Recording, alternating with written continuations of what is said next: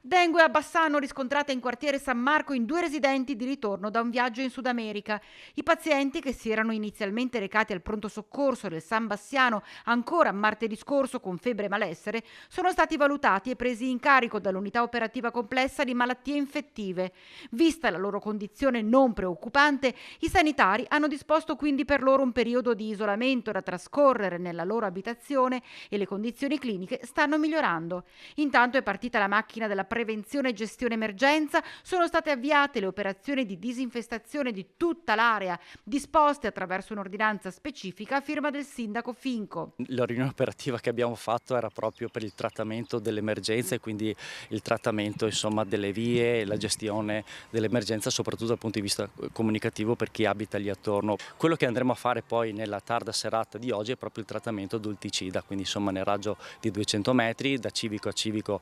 stiamo provvedendo a segnalare ai residenti che verrà fatto questo tipo di trattamento per dare il giusto avviso e anche le istruzioni, insomma è il caso di tenere chiuse le finestre durante tutto il trattamento e se poi il giorno successivo qualcuno ha l'orto va a prendersi la verdura di lavarla bene, insomma, perché sono comunque prodotti chimici. Il provvedimento ha lo scopo di eliminare la popolazione di zanzare che in quell'area potrebbero essere potenzialmente vettori della malattia. E ancora Viero ricorda come non sia la prima volta che si presenta un caso di febbre dengue a Bassano. Più o meno nella stessa zona 2 anni fa abbiamo trattato una stessa emergenza, mi pare anche 3 anni fa, è la terza volta sostanzialmente che come Comuni di Bassano e ovviamente in sinergia con l'US trattiamo un caso del genere. E secondo lei il pericolo aumenta di anno in anno?